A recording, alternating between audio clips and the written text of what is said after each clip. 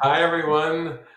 Welcome. We're here live. I'm here with Paulina and Gabriel from Brazil, and we send you all of our love. And yeah, Paulina and Gabriel just WhatsApped me, and they're actually in the middle of starting a spiritual community for Jesus right down there in Brazil. So I thought, well, this probably will be a talk with some good insights and questions and answers and guidance and things for other people who actually also have the idea of starting a community for Jesus.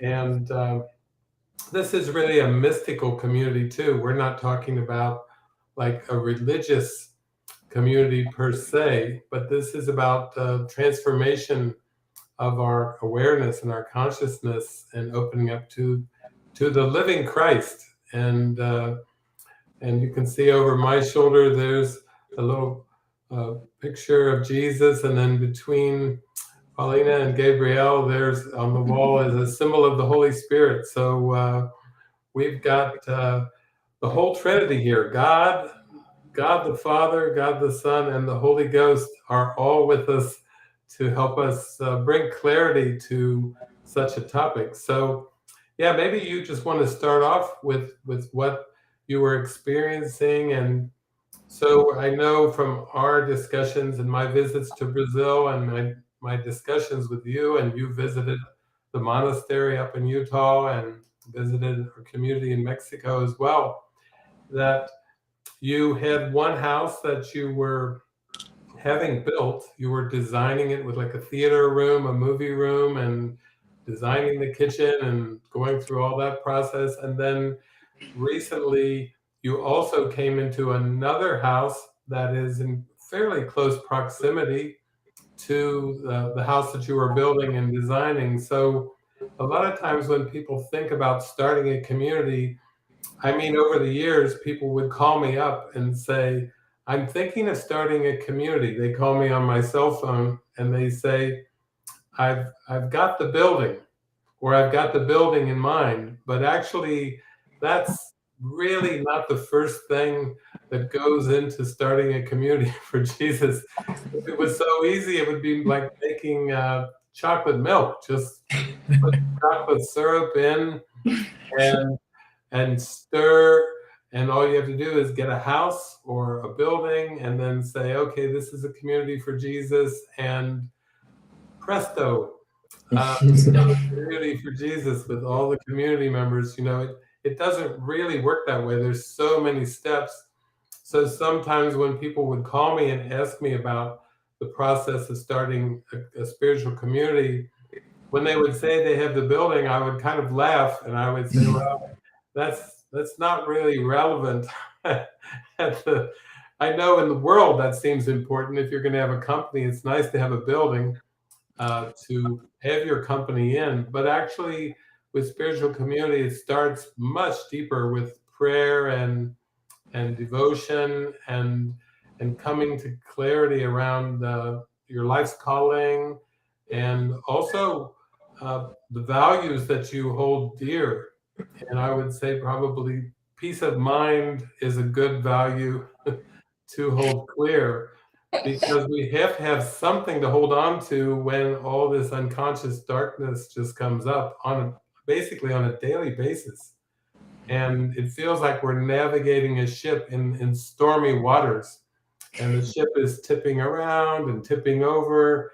And without peace of mind as our goal, then it would almost seem pointless to try to do mind training or to practice forgiveness on a daily basis without a strong goal in place.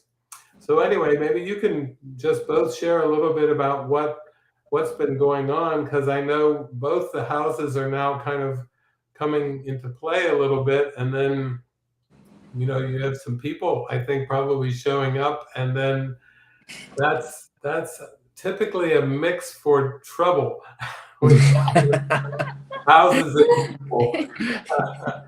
I think you think back to those days of your small apartment in Belo Horizonte, and think, oh my God, this life was so simple with that. I mean, Gabriel said he did have to step over a few things and go navigate to go get his pajamas in the closet. I remember you telling me that. But now with two houses, it seems to be a little bit different context than that small apartment. And you certainly wanted some more space, but then now it seems like there's more things arising. Maybe you can share with myself and with everyone, what's going on. Yes. Yeah, I think like the first thing I'm feeling to share is that we never thought having a community. Like never. And this is like this is deep because it's part of like our unwinding to let this happen like through us. So, and it's very intense because yeah, sometimes like Paulinha wants something, Gabriel wants something, and we need to like really heal this and watch this. And yeah, because wasn't like my plan or his plan. It feels like just like happened and we had like no choice. um so yeah, I think this is the first thing, like we never planned this. And this is why it feels so intense too, because it's not it's not like common. We don't have like past associations to use. Like if we watch like the symbols in the world, like for us, like it's a couple, you should get like, we got married, as you know, like we lived together first and then we got married, and then now you have to have children, and that's the script for like a couple. And actually this first house started with this. We hired, like we felt to buy the house, like, and was with prayer, like Jesus showed me the view of the house, and was really yeah, it was really beautiful. But after we bought it, like the ego came and brought like all the preferences and everything. Like it looked like Paulinha still wanted in the world, like to have a house, to have a white kitchen. And we needed to forgive everything. And yeah, and was really intense. So we hired like an architect to help us with the project. And the first project she showed us was like for a young couple, like to live there. And we look at the project like, oh my God, we can't see ourselves living there. Like this is not the life we want to have it. And since then, like everything fails to fall apart. And okay, so what is this? And we don't have like the past associations, like how is gonna work. Yeah, so I remember one day that we were pretty excited with the house and designing the house and how it would be. And it was a Saturday with movie session. And we said, well, let's go to the movie session. We can stop a little bit designing a house and go to the movie workshop. And it was a film, I don't know the you name. showed that House, movie, Life of a House. that the guy built the house and He then he builds the died. house and he dies in the end, and it's not about building the house, it's about healing everything. And so and and it's something that we always come back, that it doesn't feel like building a house or building a community. It feels like unbuilding self-concept and unbuilding everything that is between us. And it seems to have a lot of layers, and it seems like reverse. So you start unbuilding the painting, the very superficial things, and you start to go deeper, and it feels sometimes harder. And it's uh, a beautiful symbol that now we are starting the foundation of the expansion of one of the houses. And my feeling is that we are reaching the foundations of our self-concepts. Like in reverse, they are meeting together, and without disrupting the ego foundations, you can't build the foundations of these next steps of going deeper. So it's a pretty intense unbuilding, and this symbol seems very confusing because you don't have like any guidance looking to the form, and it's really easy to fall into trying to organize things or look for symbols, and they are confused because the same symbol can be used by the Holy Spirit in a moment, and the next moment the ego uses it. So it's how to come back to the present trust and to remember the purpose. Like it's only about the purpose. Where come back to the purpose. It's not even about starting a community. It's not. It's about uncompromising the purpose and being fully immersed in the present moment, trust and guidance. Yeah. Well, that's so beautiful because you really have both articulated that the whole spiritual journey is definitely not what we could have an imagination about or an idea of. I mean, for most of us, I think for both of you and for me growing up, if somebody had told me when I was a child or a teenager or even as a young adult, they had mentioned the words spiritual community, I would have said, "What's that?" Because I had no idea. I mean, I didn't know. And I think it's good. I didn't really know what I was walking into with the whole thing. And I think that's kind of the way the spiritual journey goes, because it's such a journey of undoing. It's such a journey of dismantling. It's a journey of unwinding. And we grow up learning and believing that we need to find our purpose in life, and oftentimes our parents or friends or culture or books, will tell us, well, this is what you're supposed to do. Like you mentioned, you were in the middle of building and designing your first house when it started to come in more and more like what this was really about.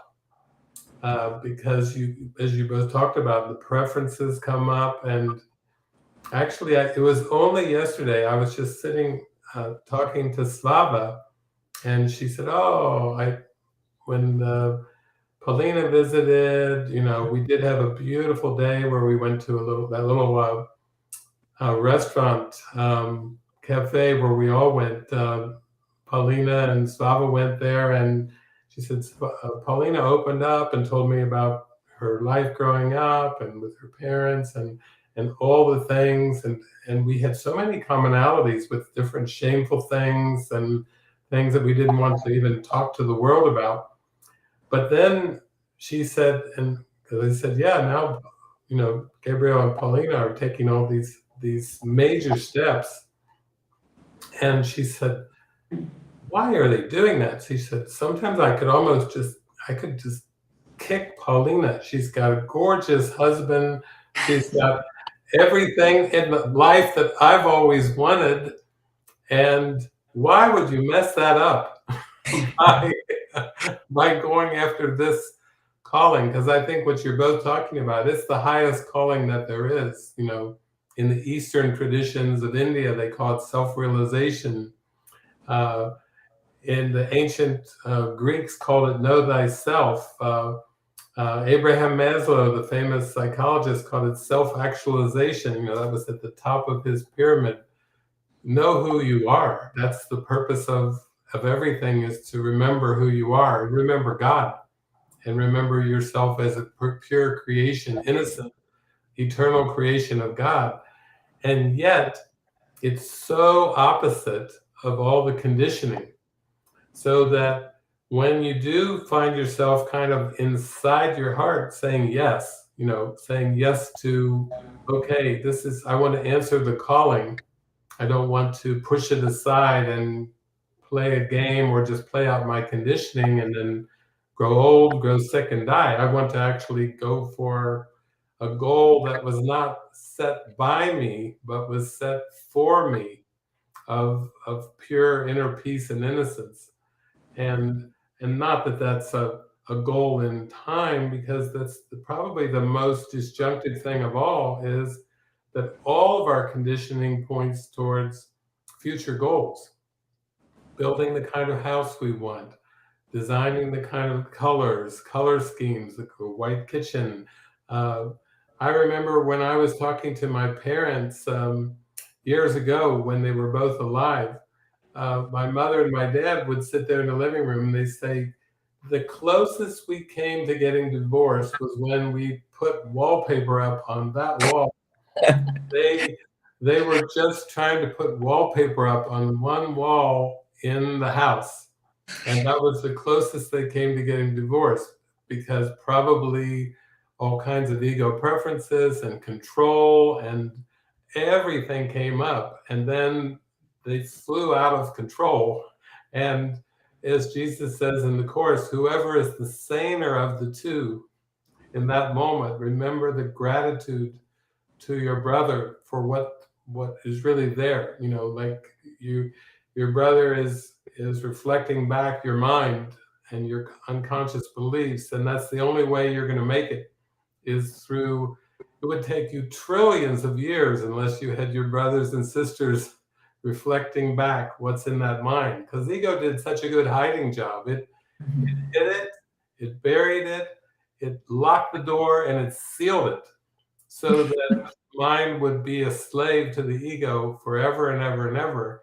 And now there's some of us on the planet, not a lot, but there's some that seem to be part of a wave of awakening now. And it's dramatic, it's intense. There doesn't seem to be consistency, like you said, from month to month, because one month you're flowing with the Holy Spirit and you're seeing things done through you, and you're dancing and singing and laughing, and then the next month it's the same backdrop and it's just turned into a horror story. It's turned into like a nightmare. So I think right away, though, you both have really a good, strong foundation when you see that it's about healing the mind, it's about mind training, it's about trying to remember and choose the miracle as quickly as possible when it gets really chaotic and dramatic. And that takes a lot of willingness too, because there's so much pride involved in who's right, who's wrong. It takes like it's like a real strong willingness to just say, okay, wait a minute, let's stop a moment here. We're not at peace. And we need to take a pause here and take a moment to come back to the reverence and to the sacredness of this moment here. And I think it's actually helpful every day to remember that this is not about trying to achieve something in form. It's not about trying to accomplish something in form.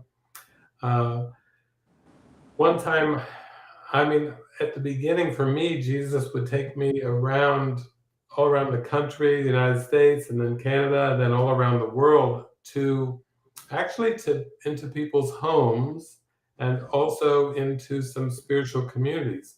I went even down in, I think it was Venezuela, and some of the places I went, I was invited to ashrams, and I would go in there, and sometimes all the people were dressed in white or something, and there'd be some sort of a guru figure there, and I would be greeted, and I would be asked to participate in some kind of a big gathering, which I knew nothing of. I never had a guru. I never knew anything about spiritual communities, and I basically was taken by Jesus into people's households to learn how to pray and listen and follow and be of true service, to be of true helpfulness in so many people's living rooms and basements and backyards and kitchens before I ever went to what seemed to be a spiritual community, because Jesus was kind of like, oh, you're not even ready. You'll get freaked out. You walk in the front door of one of those communities, you know, you'll run out the back door. But it was more about praying that prayer, I'm here only to be truly helpful. I'm here to represent him who sent me. That prayer at the beginning of the course. And then letting go of controlling anything. Because basically, initially, I was going into people's homes as a guest. I was invited in, I was being hosted, but it was their house. It was their house rules, it was their food, it was their space.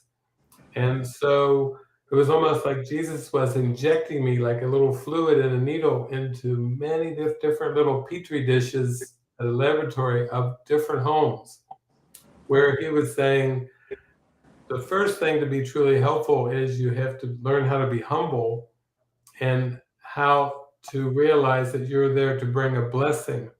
You're not there to change the situation. You're not there to change people. You're not there to change anything about the form.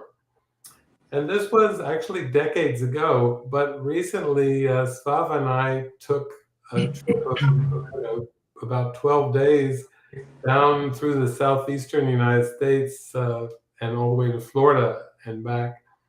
And it was just like the old days. It was, we really didn't stay. I think only one night out of the 12 days did we stay at a motel. I believe it was one night. So we had 11 days of being with people, living in their space, and their rules and their everything, and it reminded me of like, wow, this feels very much like my very, very, very first travels where I was having to let go. Now, you both live in South America. Jesus did not start me off in South America. He started me off in the toddler pool, the kiddie pool, and then he had me splash my feet around, and it was actually about, let's see, about 17 years before Jesus took me to South America. I had 17 years to prepare for what I would experience in South America.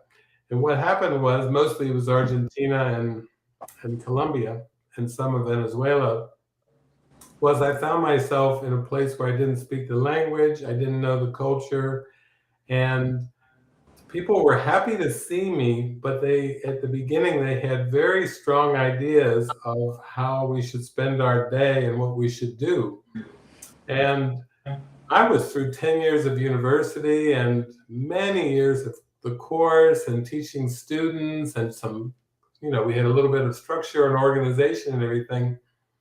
But it was like Jesus was like, he was throwing me into the Amazon River when I went to South America, because I would actually say to him some days, like, what is the purpose of this? And he would say, you have to let go of your agenda.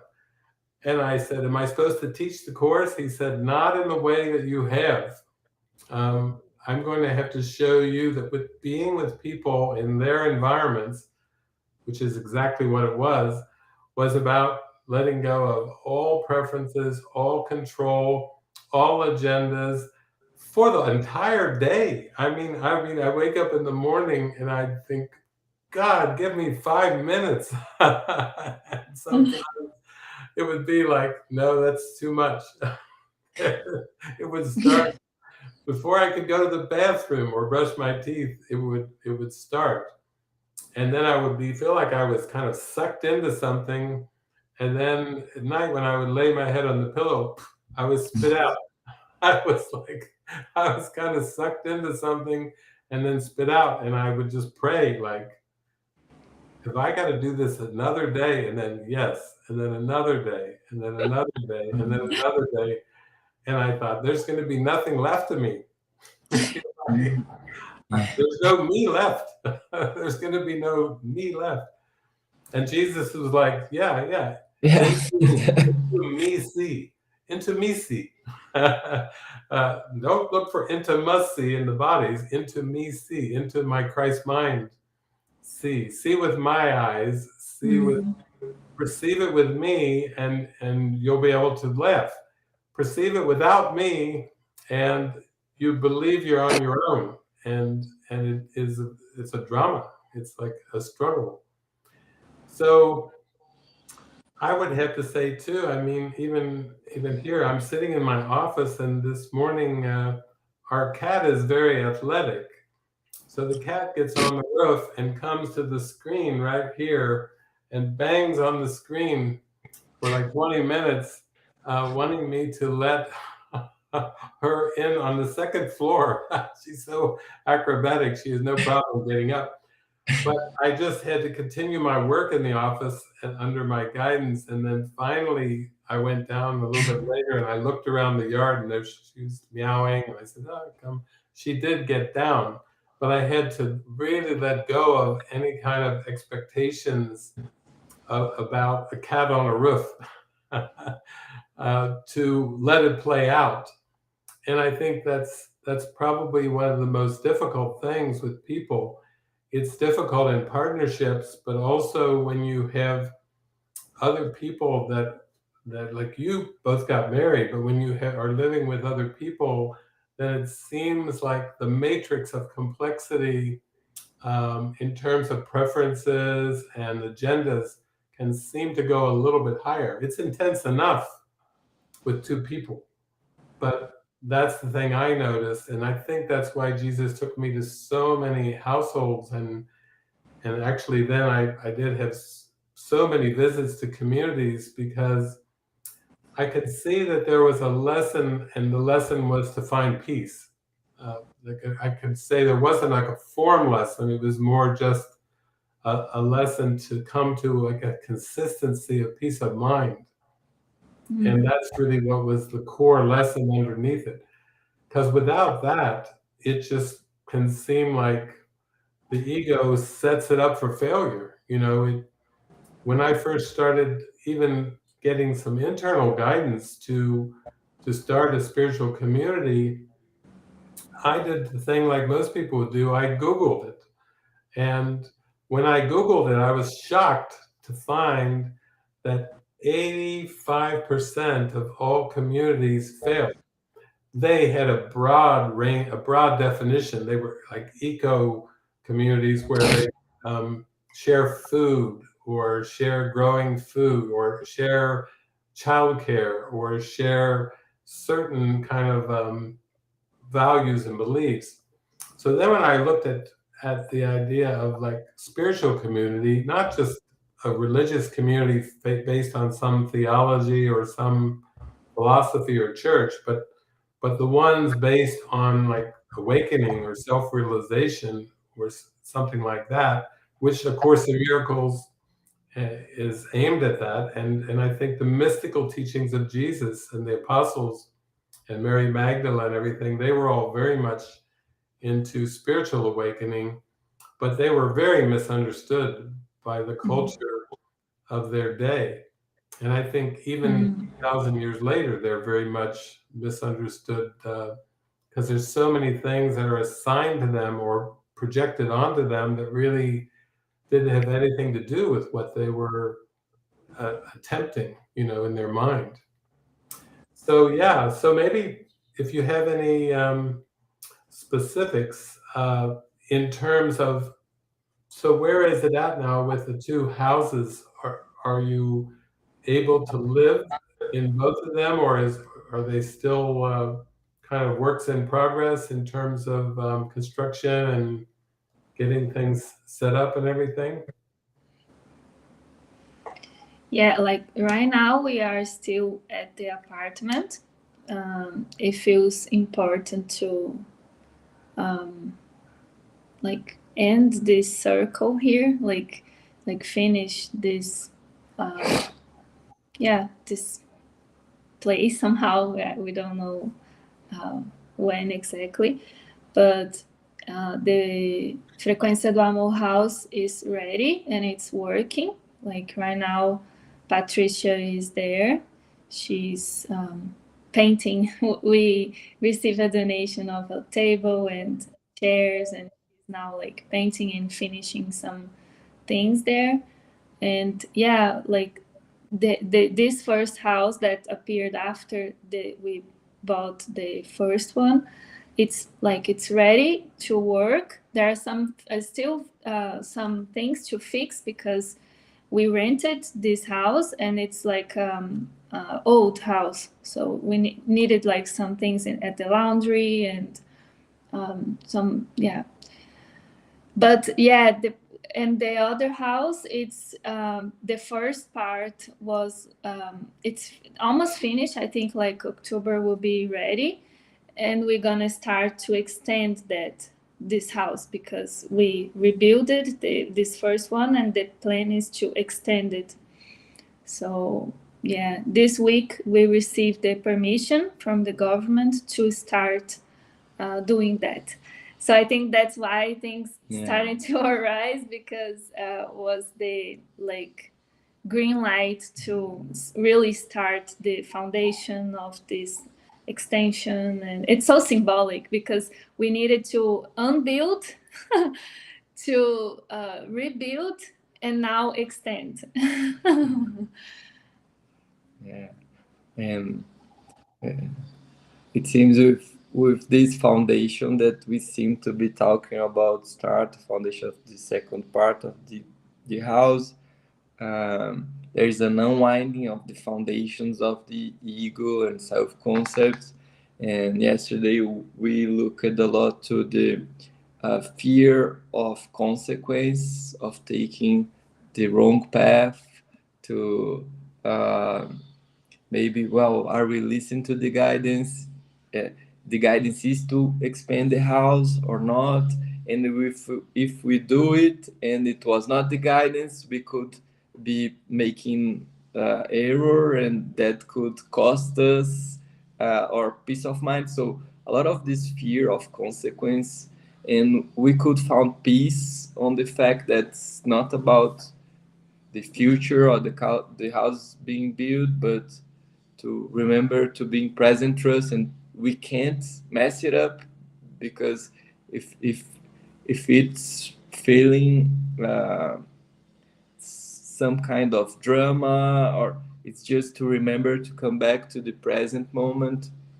And there's a lot of fear of the ego mixing up with the spiritual in a spiritual project. So we are looking to a lot of these ideas of trying to bring truth to delusion. Yeah, we don't. So how to make sure that it's always bringing the illusion to the truth.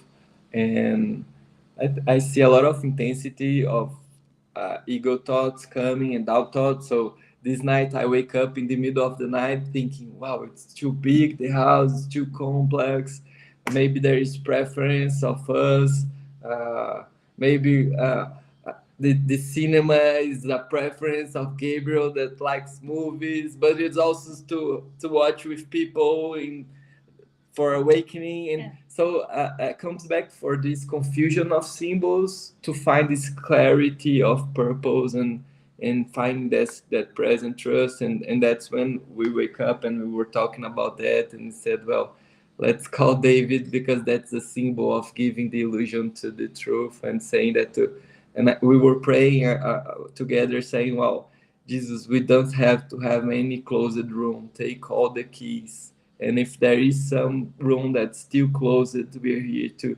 give you the keys open and release it to the light. Yeah, and I feel that we felt to ask for help because the form was too real. It's like, oh my God, we are really believing that we are like, the project is complex. Like the form seems too real. And I say, okay, so this is like, for me, it's a symbol that we are losing content with the purpose.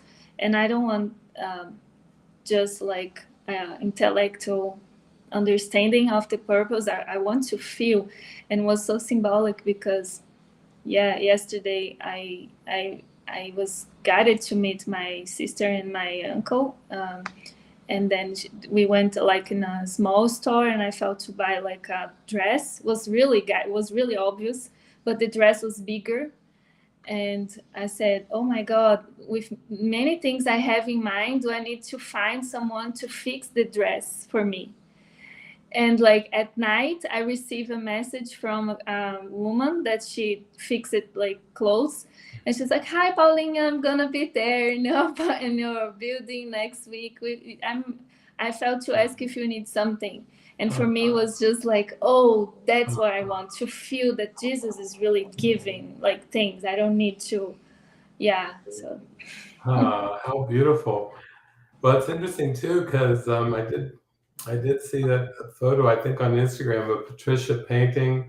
Also, I recently received an announcement from you. It was like a video of Dallas Jenkins and his wife Amanda, who are the makers of the Chosen series, coming down to Brazil, just ready to catch a plane to come to Brazil. And the thing about it is, I think they are also trying to follow Jesus, live their life in a very dedicated way.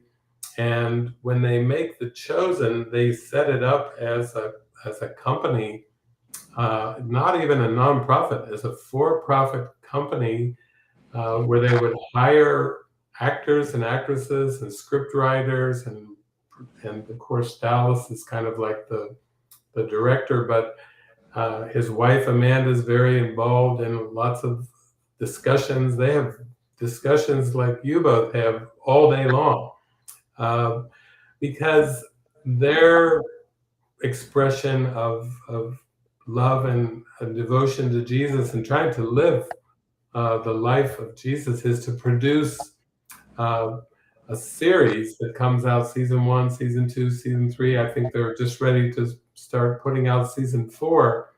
And there's been all kinds of controversies that have arisen more recently about even when they were filming, somebody maybe wears a hat or has a symbol of LGBT, of gay, and it goes against a lot of Christian beliefs around gays, and it turns into a giant firestorm, which they answered briefly, and then they have to answer it in much more depth. Mostly Dallas doing that. But I think the thing I take away from that is that you both are aware that you're letting all the key, saying, Jesus, open all the doors in our mind, open all the beliefs, open all of our thoughts to healing. And so in one sense, you're already aware that even though it seems like it involves houses and people and what could seem to look like some kind of community living situation, that you're both aware that that's not really it. That if you would go by the belief that that's actually what's happening, that would actually make things very distressful, very chaotic, very intense. And I think that's the same with Dallas Green and his wife Amanda. They've got to keep having their heart-to-heart communications.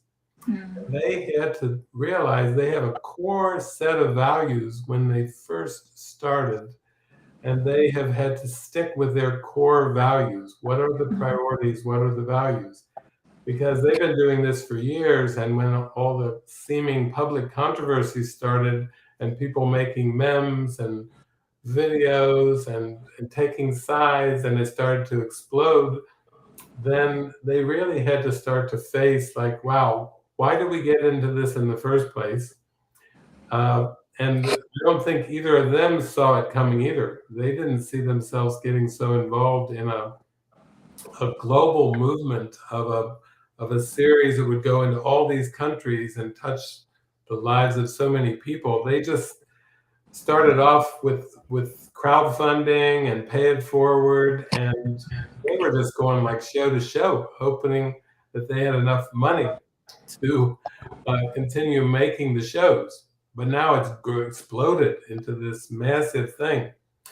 And So when I listen to them and I listen to both of you, I can see that's why when I started just starting to open up to the idea of spiritual community, and Jesus was saying, just keep it real simple with no people pleasing and no private thoughts. Just use these two guidelines, but practice them. Don't just have them, down on a piece of paper, but actually really practice them. And then he said that will open up these kind of open, honest, direct, heart-to-heart discussions that don't always feel easy, but they always bring a lot of healing, because the goal is open, direct, honest communication. And I think both of those guidelines, no people pleasing and no private thoughts, are aimed towards, please take me to a state of non-judgment where I can just accept all things exactly as they are.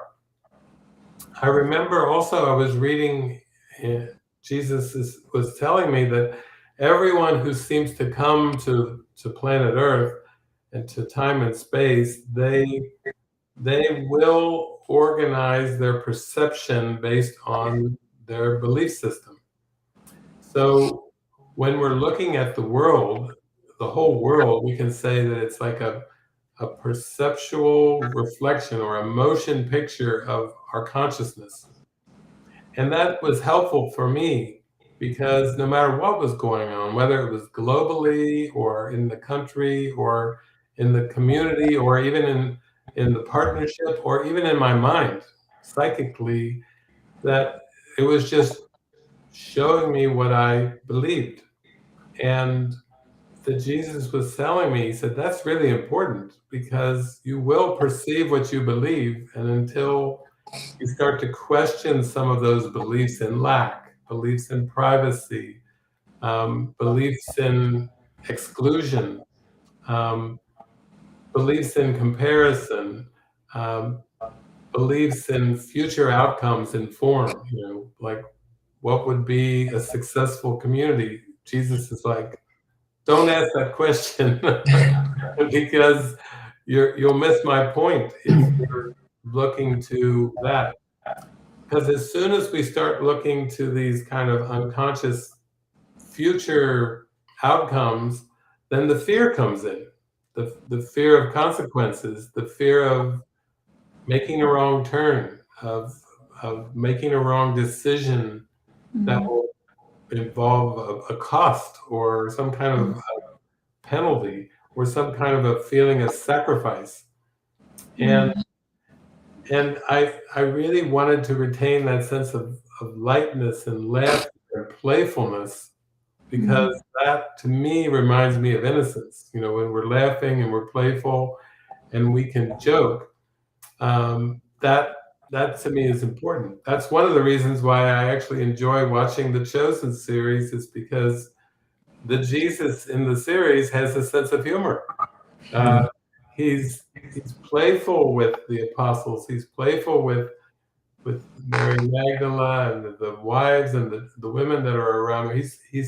He's quite playful with those that are closest to him, and then those that are other around him, that are trying to trap him or trick him or arrest him or something like this, then he just seems to kind of go back into prayer and trust that he's safe with everything and everyone. But I especially like how playful he is and humorous with those that he's close to. And I've really tried to hold to that as best I can.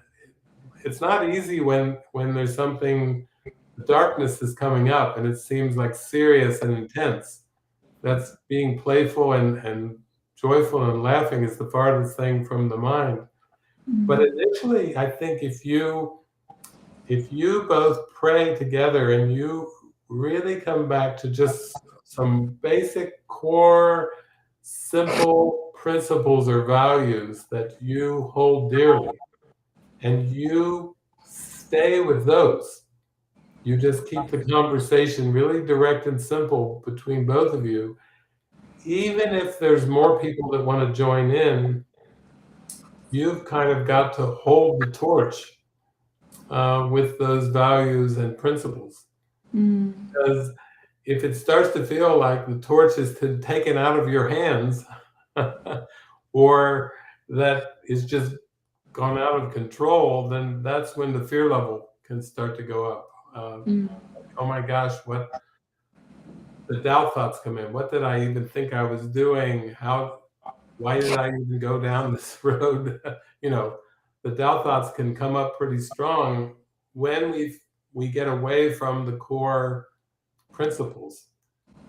And for most people in the world, just being married and having one household or one apartment is as much as they can take. That's they're up to their chin in intensity and communication. And so that's why these broader principles that you really feel deeply, and you actually feel they're for everyone, for the whole world, that you're kind of birthing these principles in your mind, in your experience, not trying to change the world. You're not going to try to let this become an image that you have to protect. You're not going to let this become political. Sometimes I'm not just talking about political the way the world talks about it, but even when you have nonprofits, which Frequency Demore is now a nonprofit, and if you have a board, I said initially I was willing to have my name be on and participate in nonprofit boards with one condition, that we always had to communicate and remember that this is about our connection and nothing else. Because for me, if it got into people like taking real votes, 3-2, and 2 upset what the other 3 voted on, I said, I'm out. If it ever gets political, even in terms of the boards, I'm out. I'll have to go my way, because that's not really in line with my purpose. I'm not here to try to manage people. I'm not here to try to control something in form. I'm here to try to live the teachings of Jesus and really mean it. You know, I'm not here. So I think that was important for me to myself to say, as long as I can stay with my principles, my core principles, then I will be involved in something. And if people come to me at some point and they say, no, we don't, we want to do something else, then I just say, then good, I bless you. You have to do what you feel you have to do. I always enjoyed I just watched a video a few weeks ago on Steve Jobs, the founder of Apple. So we have these iPhones, and I've got a computer that he helped bring about, and tablets and all these things, laptops. But he actually formed Apple, and then he formed a board of trustees or board of directors, and then he got fired from his own company. And at the time, he said in the video, he said, I didn't even know the founder could get fired from, but he was designing things and had some ideas for products that the board did not agree with. So even though he was the founder, they fired him. And he did say at a commencement address at a university that was one of the greatest things that ever happened to him, because even though it was emotional when he got fired, he met people after he came through his drama. He met people that would help reflect his whole new direction for life, his whole new purpose. He met the people, he met his wife, he met all the ones that would be so connected with him for the rest of his days until he passed away with pancreatic cancer. I think he was only like 56 when he passed away, but But one of the things that he said was one of the key points was when he got fired from his own company. That takes a lot of humbleness, because that goes so opposite to the whole world. You know, the world would say that's a disaster. How could that even happen? You know, even with Jesus, you know, he seemed, the more focused he was and the more clear and direct he was as the 3 years of his public ministry went along, I think some of his biological family were shaking their head. A lot of friends, family, people around him thought he had completely lost it. And the way they would say too, it didn't end well. But I think we're starting to realize that, you know, all of our judgments of beginnings and endings are not the truth. We can put a lot of focus on those things, but in the end, you know, there's some kind of, it's a trust inside of us that's so strong, and it just grows stronger and stronger as we go along. But I feel like that will help you organize things with the houses. Another thing is, like, when you have houses, you know, we tend to think of there are people residing in the houses. And yet I had to think of it more as like symbols. These are just symbols of my mind. Because there are people that came to work on the houses that didn't live there. They were workers, contractors. This woman is stopping by your apartment complex to make an adjustment on your dress, your new dress. She's not, you're not recruiting her to be part of the community. She's just showing up to say, hey, I can help you out. I can alter your dress. And there was so many people that came that were not really residing in the house. The other thing, I think people have to feel free that if they are to reside there and you feel it, and you feel it fits in with these core values and the values that you're aiming for, then that's a wonderful thing. But people also have to be always aware that they can choose to join you or choose to not join you in it, to choose to reside with you or choose to not reside, with no kind of overlay, like no kind of story about living there or not living there. Because Jesus was telling me is people have to feel that they have a sense of praying and following their guidance and choosing. And that's so important, because he said if they don't feel that, then they could feel coerced, or they could feel that they've been tricked into something, or they could feel that something was taken away from them, that something was lost. And Jesus said, no, you don't want to go towards any of those feelings. The ego will, of course, come up and it will judge things, feel what it feels. But I think that's another part of spiritual community, is just to keep it as simple as possible. And I always had to come back to, how do I feel? that was the most helpful thing for me. Listen to everybody, but then I had to be aware, how do I feel? Does it feel expanding? I have a nephew who is only 22 years old, and I met him on my trip to Florida, and he has an Instagram page. So I said, well, I'm going to look him up, and I'm going to follow him on Instagram.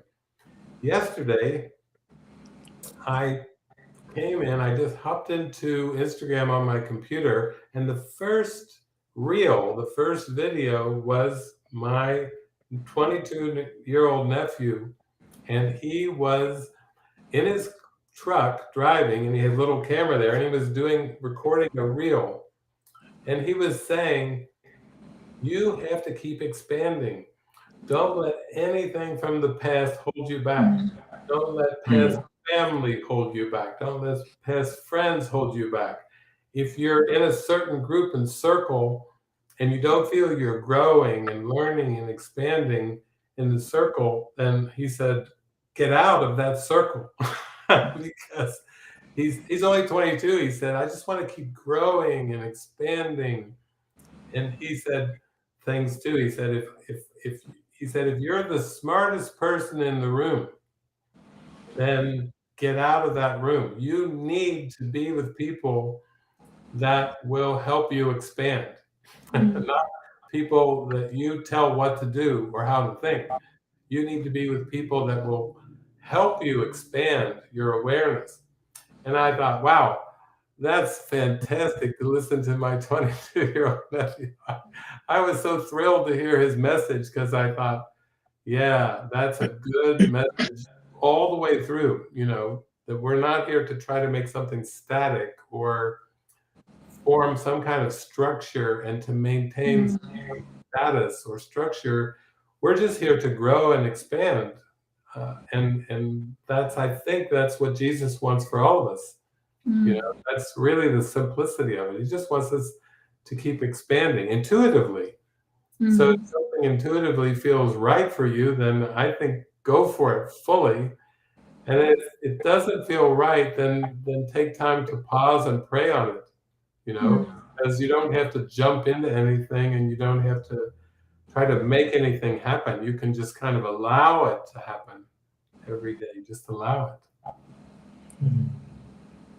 Wow. Yeah, and I think you were like intuitive, like answering like our question, because like right now what's really going on here is like we are feeling to take these steps about like how this Frequência do Amor house will work, and things are arriving around this, like who is gonna reside there, who's gonna just serve, or we're gonna have like projects there, like with time, which feels more right now, it feels more gentle to have, for example, 2 months projects and working there. And I don't know, we are like really praying about this. And I'm experiencing a lot of intensity because I'm seeing some reflections of doubts about this. Even like, for example, Michelle and Gabriel, the other Gabriel, they have like a lifelong commitment with like Jesus too. But they also have like their lives. Like Michelle has like her husband, and Gabriel still like he's still praying about some things. And this Gabriel doesn't have like a strong yes to live in this house. And I say, oh my God. And I'm feeling that Jesus is asking me to talk about like commitment, and it feels important. But I was like, how I'm gonna do this? Because like I don't want the commitment with the form. Like it's not about commit with the house or with Frequência do Amor or with Paulinha or with, because it's a big house, so we're gonna need help with like cleaning and kitchen and maintaining of the house. So we have functions. But yeah, and I talked to Lisa a lot about this. She helped me a lot, like really go deeper. And as she said to me, like, take this ship. Jesus is asking you to take this ship. And like right now it feels, I don't know, confusing how to take this ship, what it look like it's in form, but it's not. And Gabriel, he's feeling guided to some like a function, which is like the transition. He sold his company to a big bank, but it seems that there will be like a time of transition for him. Like, so he will need to stay more in São Paulo, and he's praying about this.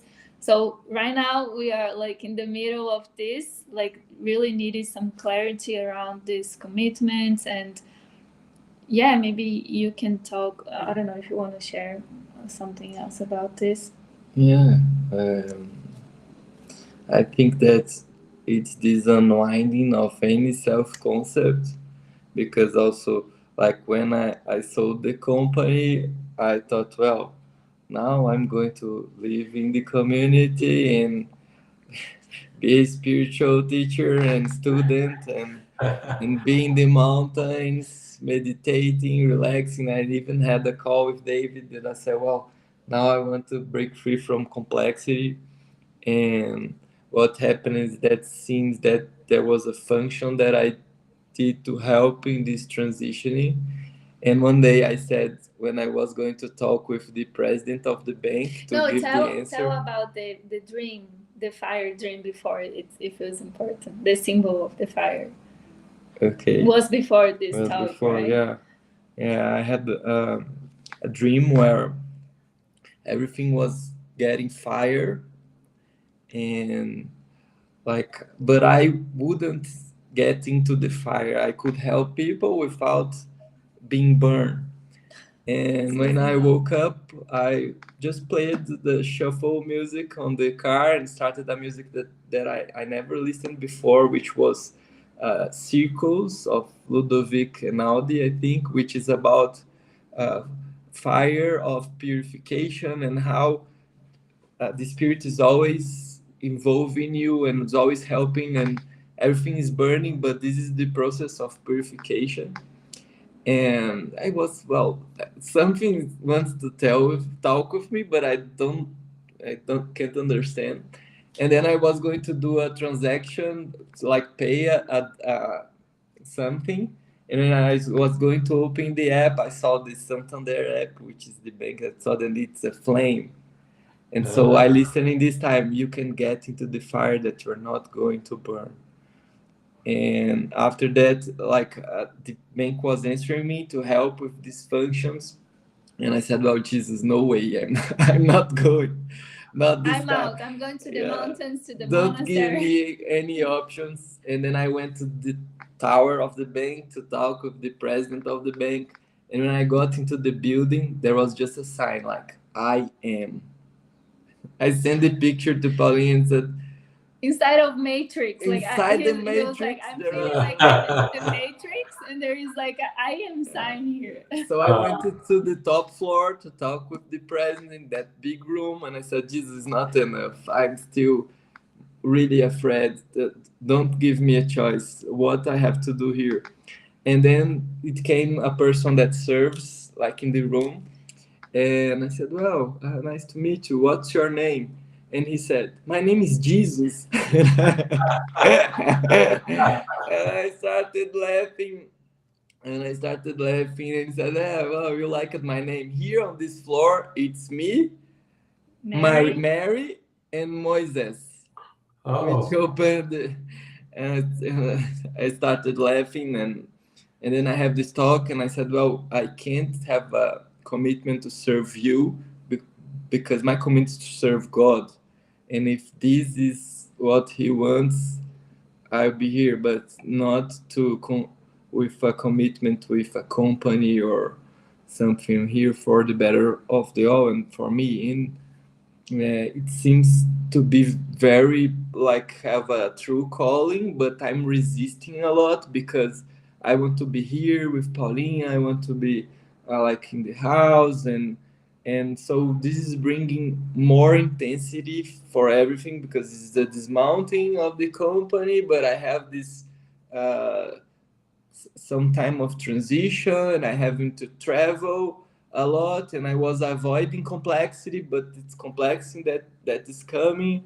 And the only place that I can relax is like I feel that I'm being I don't say how to say encurralado, but the way is getting thinner, and I have to be present because if I do one step out, it comes all the matrix weight comes in one instant, like David says, to be the carpet, don't go out of the net. Stay on the carpet. Keep Yeah, your but hands on the carpet. yeah, and this thought of, well, do I still when protecting something, still I wanting something? How can I, because it's really not the self concept that I was seeing together with the house. And we are questioning also like what is a spiritual community? what is that? And it seems to be much more than living in the same house or being in the umbrella of some symbol or some institution. It feels like something that can't be inside a house or inside the institution or inside a book or inside, but it's a state of mind to be united, and don't use past learning to try to fill the box of spiritual community. That's the box of spiritual community. And I feel that he must have some really specific function, because it feels like a surreal movie, like company matrix and houses and David guiding us and Jesus and Yeah. that's a pretty confusion, and how this is always going to fit. It feels like no past and just present trust, one step at a time. Yeah. And at the same time, it feels really important for him. I feel like we are really close, and he's really using this opportunity to let the emotions come and to practice like the communication, like the clear communication, no private thoughts, no people pleasing, because if he people please, like there, he will suffer. So it feels perfect. And he, at the same time, he is helping, like he's supporting me, because he's not directly involved with the house or with the intensity that is arising. It feels like helpful for him. Yeah, but that's where we are now. Yeah, that's beautiful, because like even if you start with the word community and you shrink it, shrink it down to just commune. Commune is part of your communication with God and with each other. Commune, when we talk about communing with God, we're really talking about staying in the prayer. And I think that's when I was telling you earlier how Jesus sent me to so many different houses, apartments, all around the country, around the world, was he was kind of teaching me, don't think of community. No, don't even go there. Just come back to the commune. Because even though at times your bodies will be in different places, you can call each other at those moments. I need to just join and connect. I need to join in prayer with you of something. It can be about anything, because the situations and form will seem to look very different. Just like for me, going around to many, many different houses seemed to be very helpful for me to start to deepen in my purpose. And I may have preferred to be off in the mountains, because I did some travels and gatherings, and I was up in the Rocky Mountains with a group, and we were doing eye gazing and singing hallelujah, and we were doing all these things, and I was thinking, I want to do this the rest of my life. But Jesus had much different plan, which was more to stay connected, stay in the prayer together, and be able to just join and connect moment by moment as needed, just to remember the purpose, to stay in the communing, and remember the communication of communing. So I think, yeah, that's kind of how it goes, where there's quite a bit of unwinding. And so we could say there's past knowledge, past symbols, even of you, Gabriel, being the head of a company. You've gone through so much undoing just with the company as a backdrop, from promoting a company to trying to sell it, and then being made the CEO or the CFO of a company. You've kind of, like a diamond, you've already faced many aspects of being used just with the company. And then with Paulina, with Frequency Demore, there's been so many shifts and changes. Like every time you would come to Mexico or come to visit me, you would say you would come back, and the diamond had shifted. Everything had shifted around. You weren't coming back to the same Frequency Demore. It was like it was a brand new, and that builds trust.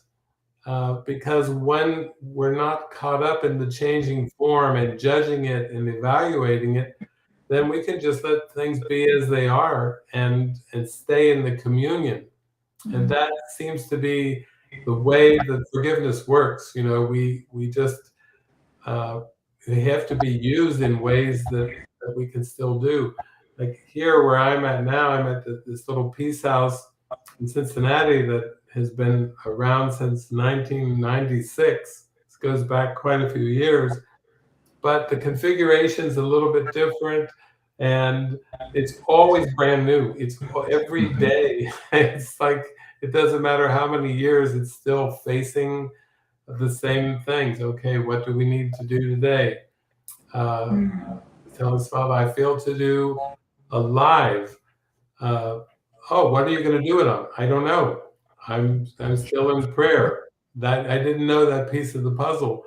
She felt to go to a home improvement center to look into flowers, and I said, "Good, I'll do my live. I don't know what it's going to be yet.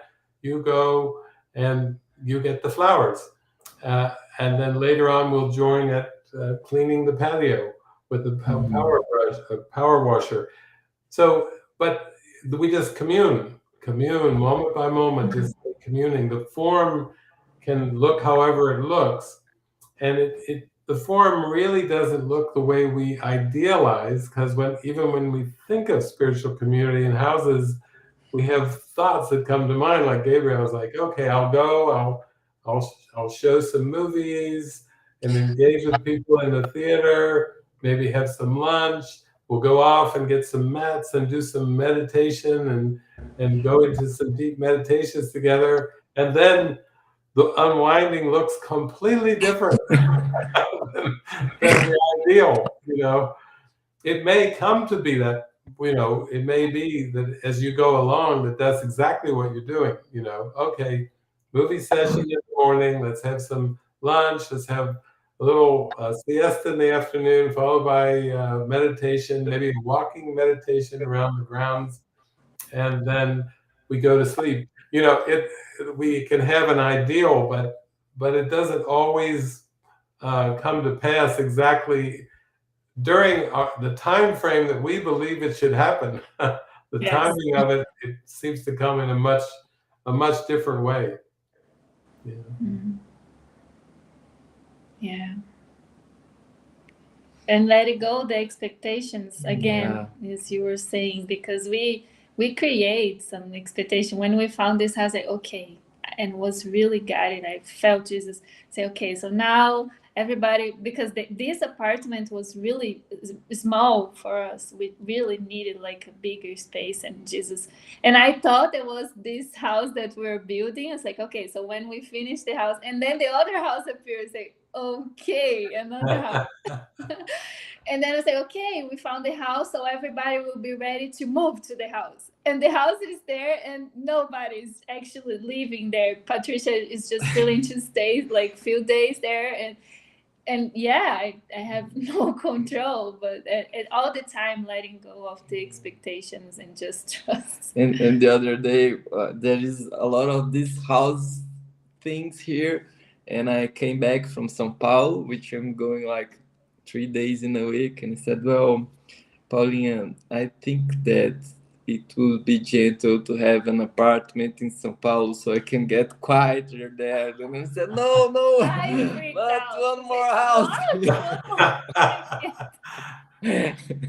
3, 2, 3. Oh my God.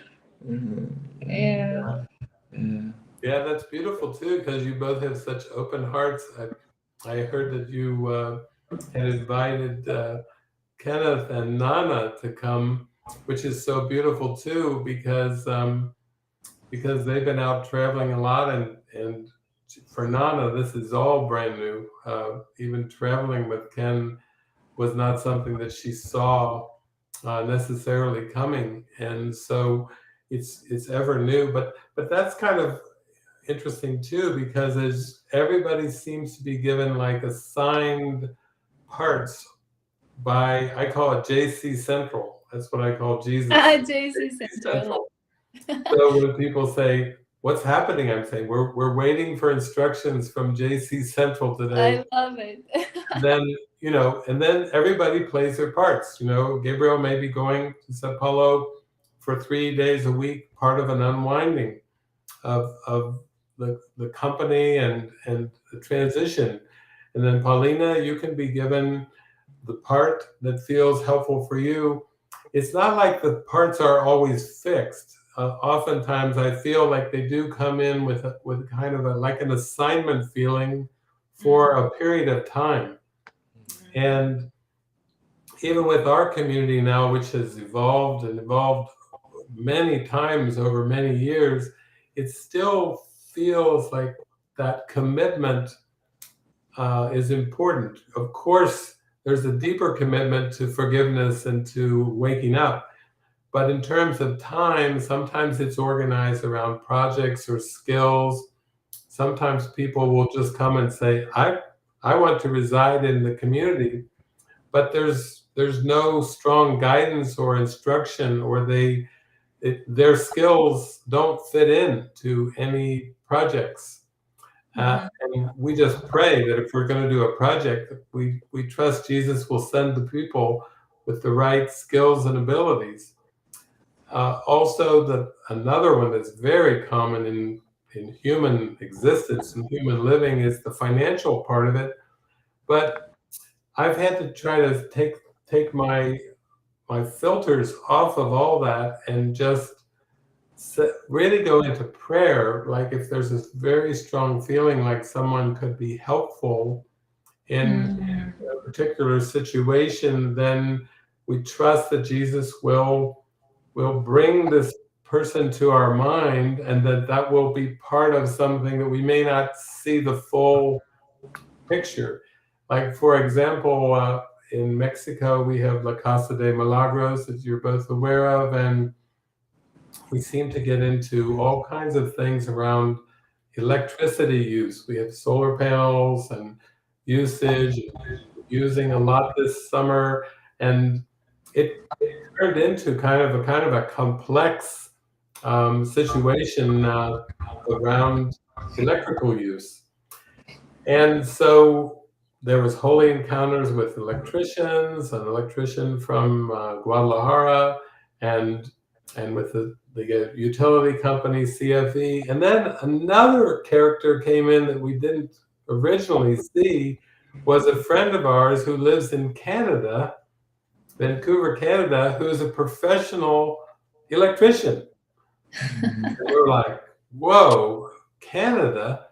And then Ray, Kirsten felt it, yeah, Soren, yeah, Jason, yeah.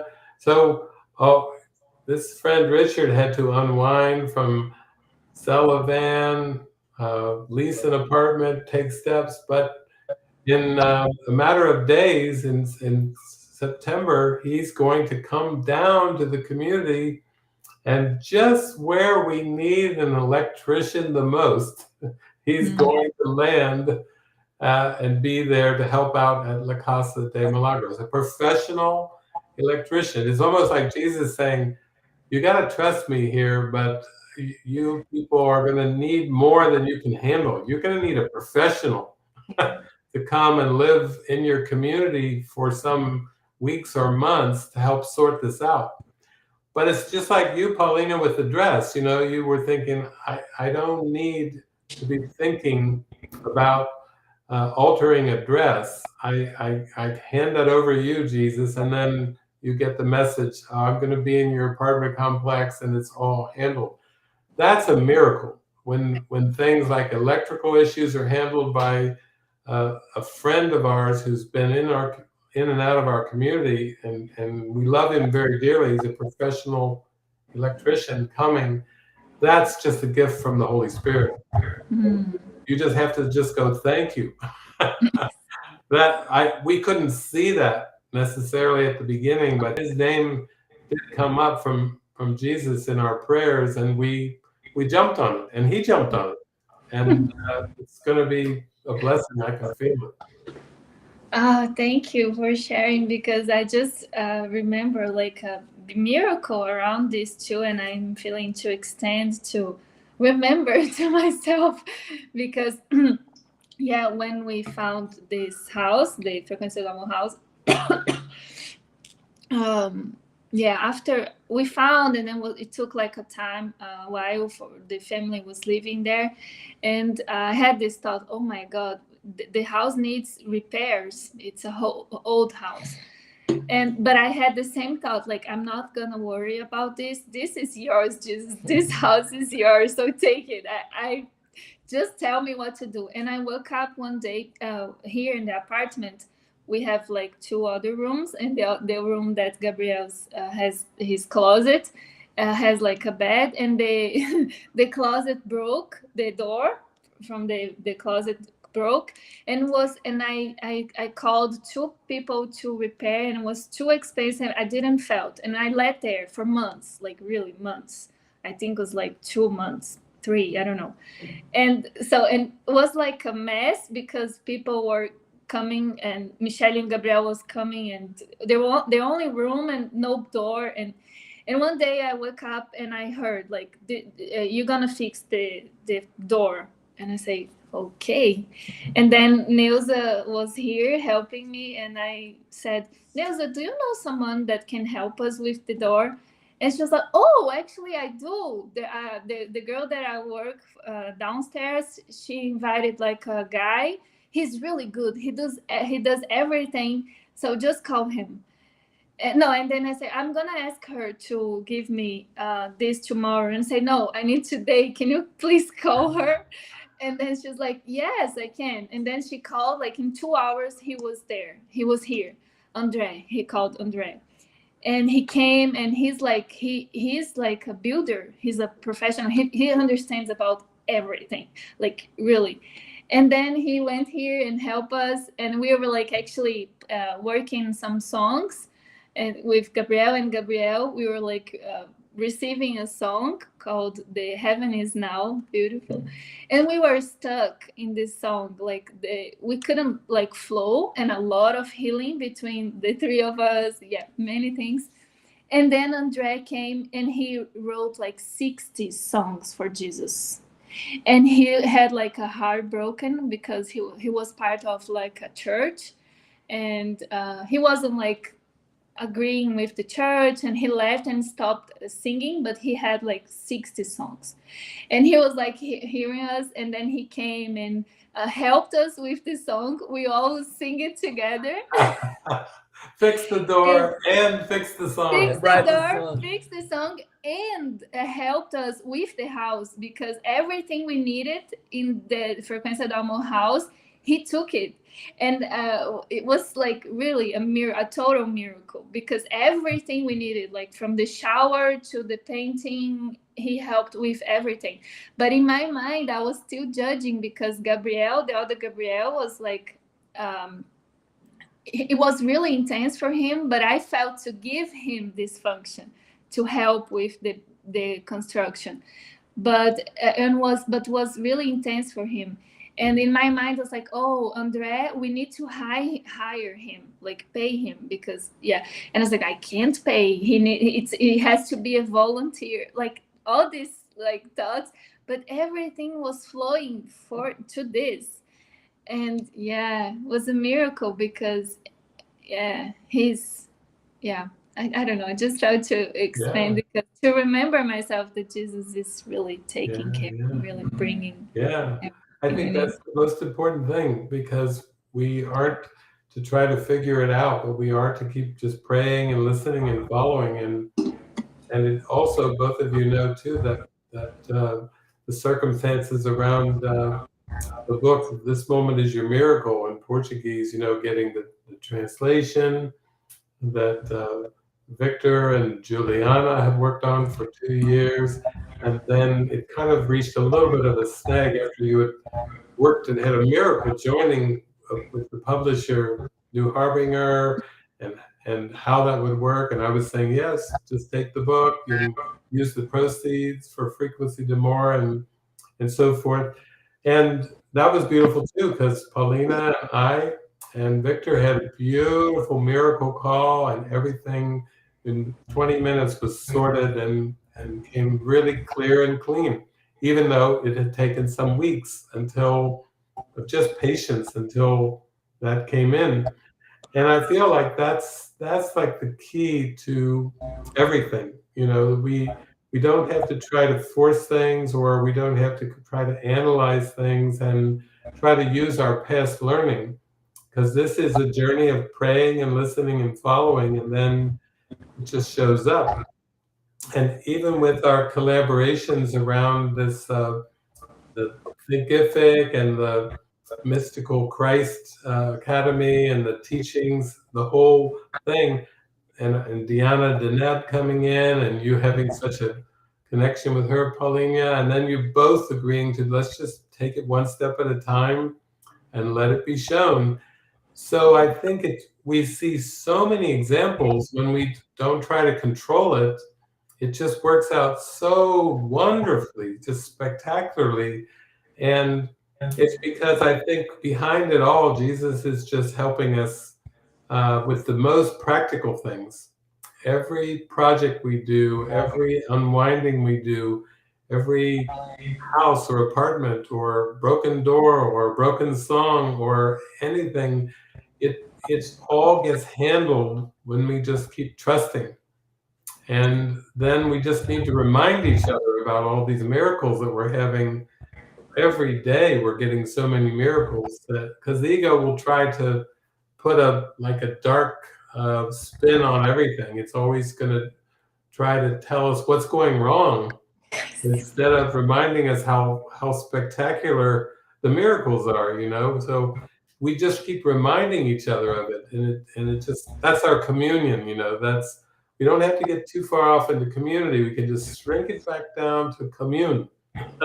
We're just communing in spirit, and then we don't have to get into the complexities of the form, because really Jesus and the Holy Spirit are going to handle all the form. You know, we will seek first the kingdom of heaven, and we will let everything else be added unto us. And you know, we're just learning every day to build our faith. Yeah, amazing. Well, thank you. This was so spontaneous. I just had a feeling to do a live. Your message came in right when I was sitting in front of the screen.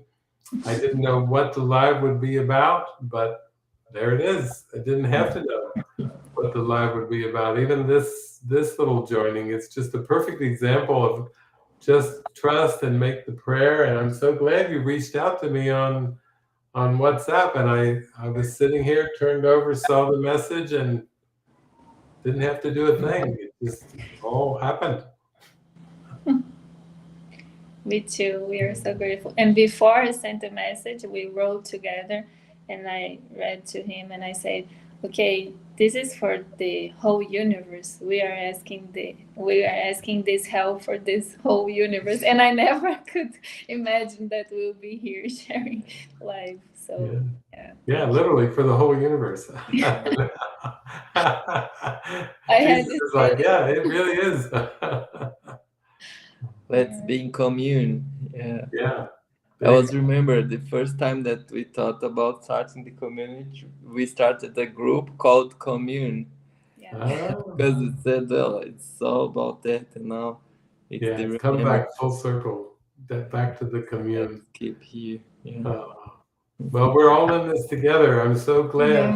So glad we could share this for everyone. It looks like there's 63 people on with us right now. So suddenly, spontaneously, 63 of us from wherever we are in the world came together for this message. And it's our quantum moment of communing with God, communing with the Holy Spirit and Jesus. And yeah, I'm so grateful. I'm so grateful that you're in my life.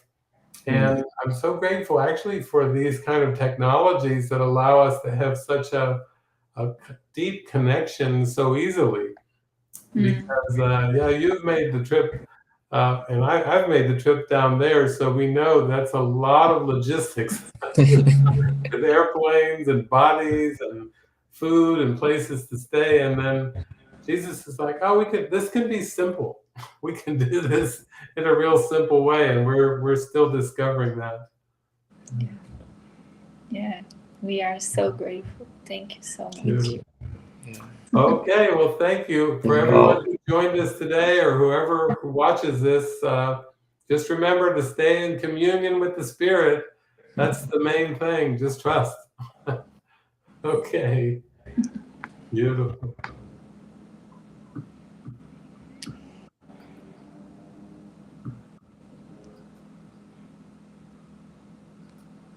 So I do have to find the off button. Where is Exit button. we have to find the end stream button. There it is.